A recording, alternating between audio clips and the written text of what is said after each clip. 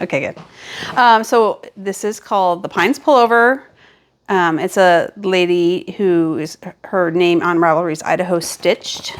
And she does kind of bulky and beginner level patterns. Like for example, this sweater doesn't even have any short rows in the back, which I'll probably add later because I know how to do those. But like for somebody who doesn't know how to do them, it's very entry level patterns. And so anyway, and you're doing this because I made one sweater and it didn't fit and it was very frustrating, and now I'm kind of discouraged about sweaters, and so I thought, well, let's see if I can jam one out kind of quick on big fat needles with big fat yarn. So these are 15s. Yeah, these are 15s. It feels pretty light. Yeah, it's not too bad. One of them, so I'm holding two yarns together. This is like deep stash yarn. So it is Cascade Yarns 128 Superwash, which I'm a little nervous about the superwash, but it's okay, I think. I just am worried it'll grow, but I think it'll be okay. And then I just have some like hand-dyed kind of Etsy situation yarn here. Let's see if I have the tag in here. It is from a chick that knits. Do the big giant needles hurt your hands though? Yes, they do. And so I have to kind of alternate projects. I learned that the hard way sometimes. And so, yeah. I think long ago I tried to do something and I was like, ooh. I have to watch myself. Yeah, I can't do like real long sessions of knitting. But like for example, like I said, it's entry level, and so I did my increases on the sleeves. I did a make one left, I think, rather than knit front and back, because it left the bar and I wanted it to be a little smoother transition on the increases. But like I said, she's trying to make it approachable for people who don't know how to do those things yet. So anyway, but I mean it fits. So. Are you feeling more of a sweater bug now? Yeah, we'll see. I know. I have a couple ideas. You knit a lot of shawls. A lot of shawls, cowls, hats. And you wear the heck out of them too. Yeah, I'll even do mittens and like fingerless mitts, but I won't do socks. I don't know. I just get so bored. So fine. Anyway, so yeah. So we'll see. So we can work on sweaters, hopefully. I have a lot of sweater quantity of yarn in my stash. So like... It's probably time to use it. Definitely, I think everyone watching would agree that given your skill level and all of these things, you're a sweater. You have it in you to be a sweater. Yeah, I can do it. Yeah, I just need to pick the right pattern that I'll stick with. Yeah. So, yeah. Yeah. Okay. Mm-hmm. Yep. So I'm going to pull this out because I will not remember. I have all these thoughts. So I was very nervous to ask Amy because I thought, I don't know. It's not opening up your space. And then yeah. It's like, hi, can I invite you myself to your house? No, it's totally fine. Come over and just raid your space and make you feel uncomfortable, and you have to listen to your voice later. And no, it's all fine. But I had all these exciting things that I wanted to talk to you about. Okay, so we covered, I was like, to see things we covered. Okay. The prom dress. Well, you didn't get to see the pictures. I know. I looked. They're in Carver's closet, in my son's closet. I just have to dig deep. If we ever see them, we'll throw them up I'll try and maybe send you. Scrapbooking stuff, not scrapbooking. But like journals. Yeah, little journals. Yep. Which I am aspiring to still, but it makes me so warm and fuzzy. I would like to do a sewing one, but I just haven't quite gotten there with the sewing. But yeah, there's a book about that, like the sewing machine, I think. And they sew a little bit of the fabric in every page when they finish a project. That'd be cool. Awesome. I know, right? That would be. Yeah. We looked at your knitting needle stash, so your favorite, or one you're meaning to, I want to ask everybody. So Addie is definitely my favorite. Okay. Yeah, I love Addie, and they have all different kinds. So they have the kind of like triangle ones, they have kind of like the bumpy ones, they have really pointy ones. And I know that people don't love that the cord has a memory, and I get that, but just put it in a little bit of hot water, and then I just like drape it over like the paper towels over there. And it'll lose its memory. And then the other thing I like about it is I like that when, say you're knitting something kind of big and heavy, it doesn't get stuck like on my lap. It bends, and so I can bring my knitting where I want it to. Where some of the firmer cords are like, I just feel like I'm fighting with it. So that's why I like the Addies. Okay. So the wood ones are fine. I don't mind the Knit Picks or Knit Pro or whatever the brand is now. You mainly do metal needles? I do a lot of wood too. Yeah, I do a lot of wood. Like, I think these are actually wood. Yeah, Knitter's Pride, sorry. These are fine too. And then kind of the same idea. These are pretty smooth. I don't love the bamboo like the clover. I'm over those. Like there was a time and a place, but and these cords are pretty pliable too. Like, and I know I'm going to have to heat this cord up because it's going to have a memory. So that's okay. See, I am not even, maybe I'll try it one day. I'm not even that, like, I guess it just doesn't occur to me. I just live with the frustration of it. Yeah. But maybe I'll be inspired now to try to heat up. Well, another thing is Look at how many needles you're pulling. And I know I probably should have knit this whole thing on all the same brand or something, but you know what? I'm just using what I have. Yeah, So, yeah. Anyway, so here we are. Yep. Okay, so needles. Yep. Okay, my first question is, how did you? Okay, I won't say where we are, but we're not too far from where I am. Yeah, Almost south an of hour. Salem. Yeah. It's still grass seed country, which Yeah, I didn't totally. realize it would be. Oh, It's yeah. still very flat, which is how, I mean, Yeah. that's where you grow grass Yeah. seed, really. Mhm. How did you end up here? It's a small town. Yeah, so I can tell you that. So my husband and I met and married in Idaho. So if you look around here, there's like all these Idaho, like all this paraphernalia. And we got our bachelor's degrees, and then I was applying to nursing schools because there's only so much you can do with a biology degree. And then he, meanwhile, was working in forestry and got laid off because they downsized. And so he started job hunting and ended up getting a job here. And so he could choose between Tillamook or Mahama, which is like past Staten a little bit, and chose Mahama. And so then we lived in Staten for, I don't know, 2 or 3 years. And I got into nursing school in Chemeketa in Salem. And then we were house hunting kind of in the boom. And so they were trying to finance us for like this huge amount of money, and we didn't want to do that. We didn't want to be in that much debt. So we found this house. It was awful. It was pink and maroon, and there was mirrors on the wall. Yeah, it was so terrible. So anyway, but it was a repo. The door looked like somebody had some sort of violence issue, like it was all beat up. So we had to replace the door. Anyway, there's a bullet hole in the window. That was delightful. This sounds right up my alley. Yeah, so we got it pretty cheap. And then now we've lived here that was 2004. So yeah, 21 years. Oh my God. Yeah, and then lo and behold, it's actually a really great school district. So when we started having kids, we have the 2 boys. It worked. We're like, well, I don't want to go anywhere now. Yeah. We've thought about moving a bunch of times, but it's like, this is super affordable. So we'll just stay put. And your boys are going to probably be gone soon. Yeah, exactly. I got an 18-year-old, and then I got a 14-year-old. So yeah. And the house will be big. You'll be like, I take over your rooms. Totally. That's the plan. I'm going to come back and be like, let's check out this organization. That's the plan. I know. Yeah, that's the plan. How quickly will it take before they're out the house where you're like, So I did want to go. So I think this is right, that we met when you started taking the online course. So I am trying to remember how I found you. I want to say I Googled classes or spinning or whatever, and stumbled over your website, and then I signed up for your newsletter, and you kept saying like, hey, take my class, hey, come and visit me. And so finally one day I got the nerve to drive to Mill Day, and you were talking about the class then, and I was like, I don't know, I'd already taken a class. I remember. Yeah, and I had taken a class at Eugene Textile Center, and I just didn't find it met my needs. And so you were like, you could do it, Amy. Come on, you could do it. So finally I emailed you. I was late at night one night, and I was like, I'll email her and ask to get in class. And so you sent me the link like that fast, and I signed up, and then the rest is history. And that was about 2 years ago. So maybe pushing 3. Yeah. I feel like it's been several years. Yeah. Because you've been spinning for a while. Yeah. So I spun off and on, not very successfully for a couple of years. And then now I've been consistently spinning for probably 2 or 3 years. Yeah. So, yeah. I feel the same way you do. You wouldn't know at the shop and stuff, but I used to be painfully shy. I still am given. Yeah, I have my moments. Yeah. Yeah. Like that. I just went this last weekend and took a canning class at a farm that like new situation, all new people. I don't really know. I didn't know anything about canning. And so like before I'm like, Mitch was driving me. I was like a kid. I'm like, he's going to like drive me and come pick me up after. No, it's okay. And I'm like, what do I do? Like, I shouldn't do. I have so many things to do. I'm just not going to go. Just like that anxiety that creeps in. Yeah. But go, right? Yeah. And then I get over it because it's like you don't want it to hold you back. Right. But I still have the same moments, which now I'm here doing all this, but I know will get anxious about walking into a new space. Yeah. New people, are they going to be nice? I was like, what if they're mean? I know.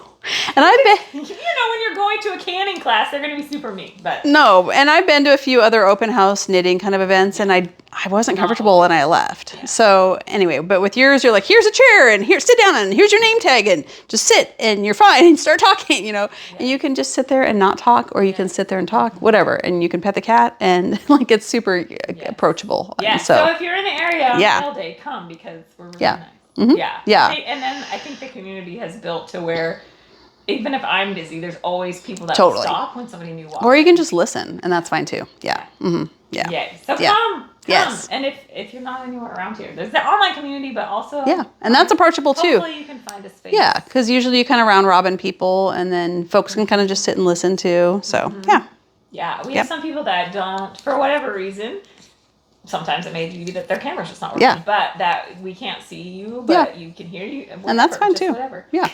We had somebody that was from a different country in this last one, and she was in her PJs and was like, "I'm not coming on." No, That's fine. Amen. No I'm worries. just glad you're here. Okay, so that's how we met. How did you start? When did you start crafting? Like, what was your? Oh, like as soon as I could, like little kid. I mean, I had a sewing machine in my room pretty promptly when I was like single digit, probably maybe 11 or 12. But like, yeah, so I would sew little baby quilts for my dolls and then try and do clothes for my dolls, things like that. I was always sewing something. So sewing was probably my main thing. I didn't really get into knitting. So sewing, yes, sewing for sure. And just general crafts. We did a lot of batik when I was little. So my mom would have wax and we'd wax things and dye it. I have a whole bag of batik scraps over there that someday I'll make a quilt out of or something. So we did a lot of those things, and my mom was a big weaver. So she started weaving when I was probably junior high, maybe. And her looms like took over the world, which is fine. It's her, and it's still in her house. Her looms just take over. It's okay. So, and she's happy, and that's great. So I'm glad for her. And she has lots of hidey holes of yarn too. It's hilarious. So anyway. And your mom we'll give a shout out to your mom because your mom has written a lot. So she's written a book. It's over there. She has a book. Yeah, it's over there in the other bookcase over there. I should get it because it's dust proof over there. That's why I keep it there. But she's published author for weaving.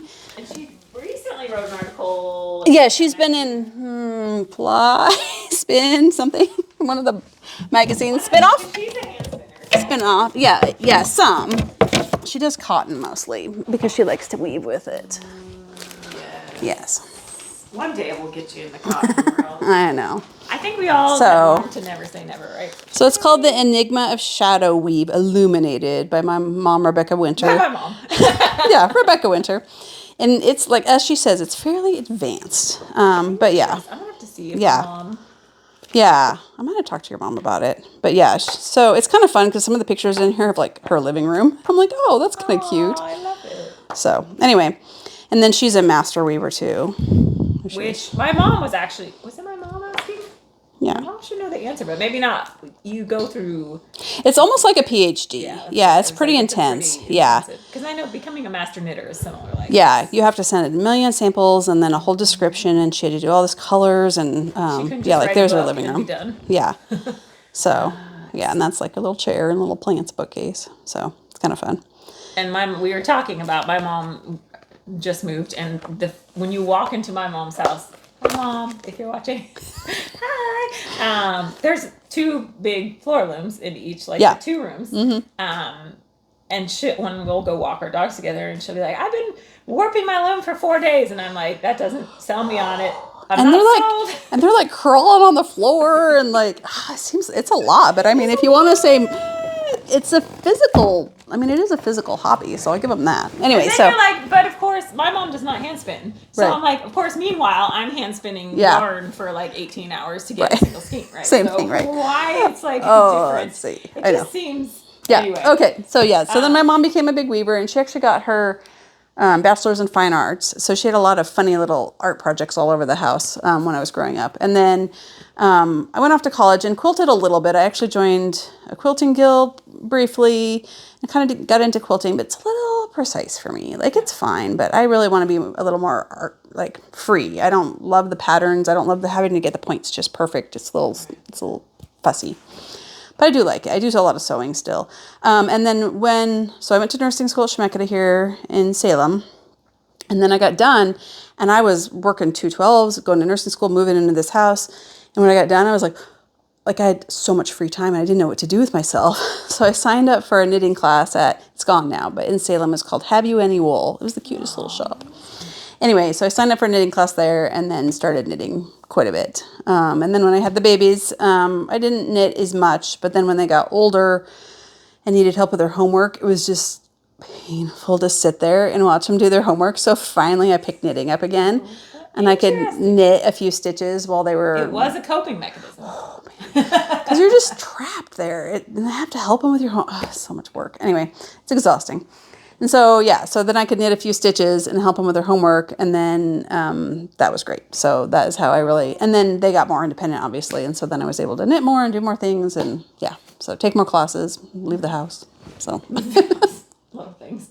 All the things, yeah. Awesome. Yeah. All right, so it's in your blood. That's Totally, for sure. yeah. Your Like mom was early doing on. lots of Yeah. things early. Yeah, I love definitely. that My you're grandma's a big knitter. She's obviously passed, but I always forget which one's which. So I throw and she's a picker. And so I always wanted to try and do it her way and I couldn't. And so I honestly kind of put the brakes on knitting a little bit because I couldn't do it like her. So once I finally took the class, I was like, it doesn't matter as long as I'm knitting. It doesn't matter how I'm doing it. Exactly. So anyway, so that was It's part of fair. it too. Yeah. Nice. Okay, awesome. You've been doing it for a while. And Definitely. It's been 2-3 years of the spinning. Definitely, And yes. You're pretty hard in spinning. Yeah. I know. I keep buying wheels. So here we are. Yes. Oh yeah, we didn't. I was like, we got back out to start this, and I'm like, wait, don't you have a magic craft? Where's your rose? And she's Yeah. like, oh, it's back. It's Which back I here. didn't even notice it. Like Yeah. it's so perfectly pushed back there. Yeah. And then I was like, okay, so we have three. 3 wheels. Yeah. Three I wheels. sold And my I was like, but Traveler. you don't have an e-spinner. I do have an e-spinner. It's tucked in that. Yeah. So it's an closet. Ashford. Yeah. It's an Ashford in the case. Yeah. But we both talked about how maybe we're not so much don't- yeah, e-spinners. I And don't it's know. no judgment. No. But it is. Yeah. Well, when we were doing the Patreon Zoom, I think I was on my e-spinner, and Yeah. I did actually get a lot. But then because look at see, I should have this out so I can pretend. Yeah. I get so excited to talk to people that I forget to do things. Yeah. And then you got to turn it off. Yeah. And even with a foot pedal, it's just not fast enough. Yeah. It's a little, not the. It's a little finicky. Yeah. And you really have to mess with the tension, I think. I do ply with it sometimes, but then I get bored and I'm like plying and like trying to scroll on Instagram or like eat or drink. I don't know. It's not as rhythmic Correct. Yeah. to us. So, yeah. Maybe not. It is function. It's a good function. I like the giant Feel free bobbins. to Those are tear nice. us apart in the Yeah. comments about our e-spinner. I know. Keep thinking, well, maybe someday I'll get a Nano or something, but I haven't done that either. When you travel, do you take the e-spinner? No, I've been taking the can. Joy with me, so I have an Ashford Joy, and I really like that one. So it folds up. It has a little suitcase. You can just put it on your back. So that's what I took the fair. It still looks like a spinning wheel to people who, if you're demonstrating. So yeah. I like it. Speaking of demonstrating, that just leads right in. 'Cause Oh, you were doing yeah. a lot of demonstrating this. I know. You did it in like 100-degree heat. Yeah. One day. Yep, for down sure, at the in Brownsville. Hands-on History in Brownsville. Yeah. Mm-hmm. And then you were at the fair. So the State fair. what do they call themselves? WeGo, like the Weavers and Fiber Guilds of Oregon, something. Anyway, they put out a little Facebook alert. Hey, if you want to volunteer at the fair, you can. And I was like, it's kind of this whole like, can I do it? Can I do it? Yeah. So I went ahead and sent the lady an email, and she was super cool. She got right back to me. She's like, here's what's going to happen. Here's a brochure. I will reach out to you at this time, but not until then. Ask me if you have questions in the meantime. I gave her 3 shifts that I was available, and she's like, put me in those 3 shifts, sent me a parking permit, directions, map, everything. Easy. Yeah, super easy. And so, so I just went, and I was with strangers for 3 days in a row, which was interesting. And it was quite a diverse bunch of people, too. I met all sorts of different people. And so, so I just kind of spun and talked to the people who walk up and ask questions, and got a lot done the first 2 days. And then the third day I was sitting and talking to a lady, and so I didn't get as much done. But it was okay. It was fun. So why did you decide to do it? Why did you decide to do so much demonstrating? Let's see, why did I decide? I kind of just wanted to meet more people and see more about, like, the Weavers Guild is kind of intimidating to me, and I wanted to know more about what they did. And I thought it was a good way to share, like, what we do with the community. And it was air conditioned, so that was nice too. So that was good. Not in And Brownsville. I always, every time we go to the fair, I would visit that group of people and ask them questions. And so I thought, well, I can be one of those groups. I'm good enough. I can do this now. So, which, to be fair, I was not up to the same skill as some of the people there. But that's okay. I was okay with that because then it makes what I was doing different than what they were doing, so that people could see there was a difference in what we were making. So Yes. it was okay. And that's okay. It doesn't have to be perfect. Yeah. Yeah, So I think that's one of the most intimidating parts, I think, of Yeah. learning to, I mean, even for a lot of hand spinners, still we get stuck in like that. It doesn't look like what I buy at the store, right? Right. And it doesn't. Well, and depending that's on the type of spinning you do. Well, and that's what I told the kids in Brownsville, because it was a lot of children who were trying to learn. And I'm like, So I would hold the wool and it would fall apart. I'm like, see, you can't do anything with this. You can't make clothes with this. And then we'd twist it. I'm like, look, it holds together. You can make clothes with this. And then when they would get something, it would, it'd be all slubby and crazy. I was like, look, it holds together. It's yarn. And that's what you said in your class, is it holds together. It's yarn. Yeah. So keep going. And if So you love it. Yep. And that's okay. Yep. Yep. And that's how you learn. Yep. Yeah. Nice. So you're going to demonstrate again? I don't know that I'll go to Bronzeville again. It was really hot.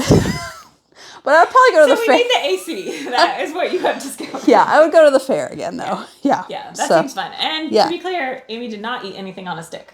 I did not. I know. That was my first question. I did eat like the Dole Whip, like the whipped fruit. That was delicious. Oh, I've never had that. Oh, it was worth it. Yeah, I got mango, but they have, what did they have? They had pineapple, mango, and something else.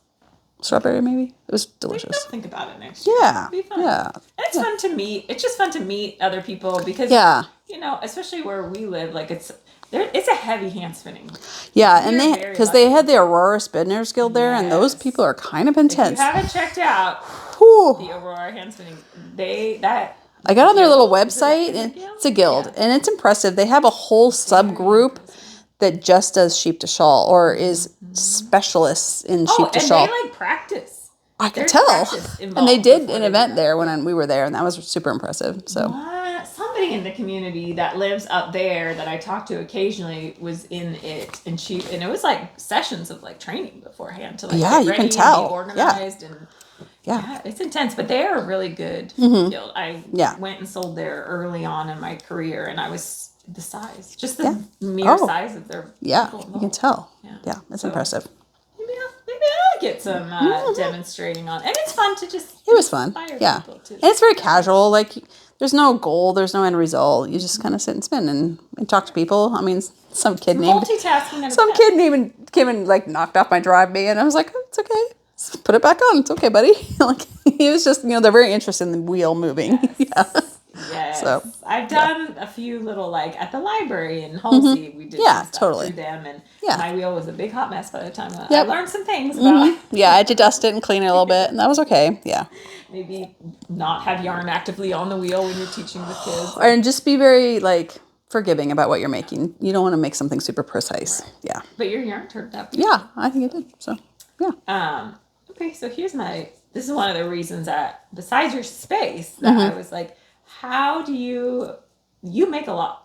Like you're I would say a prolific maker. Every time I see you, I feel like, or we're online, you are working on something. You finish something and you're on to something else, and you're just, how do you find the time? Oh, because you're full time. No, I'm part time. Oh, you're part time. So that's why. So that's part. No, I know, but that is part of it. So I work 2 12s, but it's night shift though, so I do sleep 3 days of the week. So that is kind of hard sometimes. But I don't know. I just always like to have my hands busy. I like to be doing something.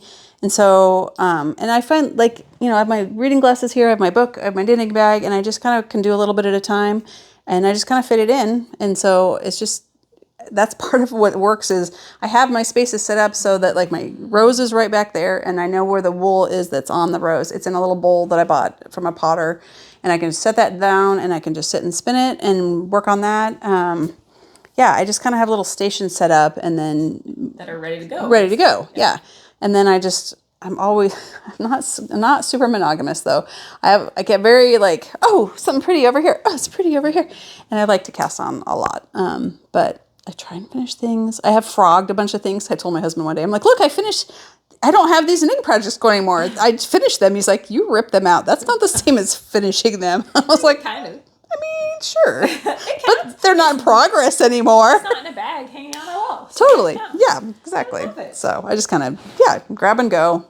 Yeah. I haven't, there's a knitting bag in my car right now that I just always have in there. If I have time, I'll sometimes work on it. So I need to be better about that. Yeah. For sure. But I do, I think right around the time I was thinking about doing this, you kind of brought up the idea of when you were demonstrating. Yeah. People would say that was one of the biggest reasons maybe they weren't taking up. Yeah. Crafts. A lot of the folks would say, oh, I have kids. I have this. I have a job. I was like, but you don't need much space. You just need a little corner, a little bag, just a few things. And it just helps, like doing the homework, sitting while you're waiting for dinner to bake or whatever. You can just get a few stitches done, and it just really helps. And then you have something tactile. You're like, oh, I finished this. And I don't know, it helps with the calm and the mental health and all the things.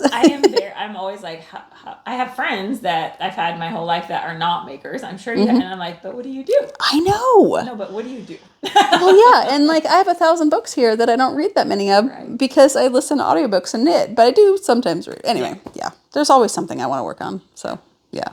Yeah. Okay. So here's I have to do the like podcast thing of like, let me ask you the rando question. Okay. Is there anything else that you want to talk about? Do you have anything to ask me? Anything that you think of? I feel like we see each other a lot, so. I think we're okay. Although I haven't seen you at the mail lately. I know. I'm gonna cry. But it's coming up. It's the whole job thing. It's for suckers. I know. I got to work some weekends I'm too. figuring out that working is, after dedicating way too much of my life to working, I'm like, maybe there's another side to this. Right? I know. Okay, so here's my last two questions. Okay. I think that they may change, but like my end of this. Okay, so desert island tool. Like if you could only, not fiber or yarn, but like if you could just actual tool, what would it like? So is there, I don't know. That's hard because you have so many, but if you just had one tool that you could have with you. Like you're lost on a desert island and you use something. Well, you need survival, right? So you'd need like something to either distill water, like preserve water for you, carry water. Making tools. Making tools? Oh, okay. So not survival. You're going to survive for like 3 years at least. Oh, and yeah. You're going to have to make something for fun. Yeah, Or for survival. However. Well, I mean, it would have to be like a drop spindle. And then, or knitting needles, right? So, and you can make those usually from supplies if you have some sort of wood or something, right? So, yeah. What if you could have one of these things dropped? Oh, yeah, wouldn't that be nice? I'd probably still just do knitting needles because, I mean, you can kind of get by with that. So, yeah. I mean, I've been to a few museums where they have drop spindles, and I was like, oh, that actually would be fun to demonstrate at the museum. Yeah. Because that's how, like, sails were made. That's how clothes were made. Everything. Like with sticks. I know, right? Yeah. Or people would, like, spin on their leg. I mean, just... Yeah. Yeah. Yeah, I know. So, it's got to be drop spindle and needles, probably. Okay. Yeah. All right, so here's our last... What would be your best advice for somebody maybe who likes people that you ran into at the fair that have limited space and or limited time? Like, what would be your, like... You can make this work. So, I mean, yeah, maybe get yourself like a little bin or a couple bags, or just like, I mean, in my house, there's a hutch thing that has little drawers and cabinets, or just clean out a dresser drawer or something. Just like, clean out a little drawer and have a space that's just yours, and kind of get your supplies and put them there so you know where they are all the time. And then the other thing is, a little bag that just take with you. You take your little bag with you, and then you can work on it. And in here, I mean, I don't have it today, I don't think. But I usually have a snack, and then there's glasses. Oh, and then look, I needed a stitch marker at work, and I didn't have one, so I took the elastic off a mask, and I tied it in a knot and made a stitch marker. And yeah, just kind of have things handy, and have a little area where you know where things are. And perhaps it's mobile, even in a bag that you carry around with you to parts of the house that you're working, or take a few minutes in the morning, or take a few, like right now I have a kid that's not going to be home till 3:30 for school, and I can work on things a little bit, and then my other one's at work, so that helps. Yeah. And then the thing I'm working on too is, I mean, there's always chores that can be done. There's always errands that need to be run, but sometimes you have to just do things for yourself too.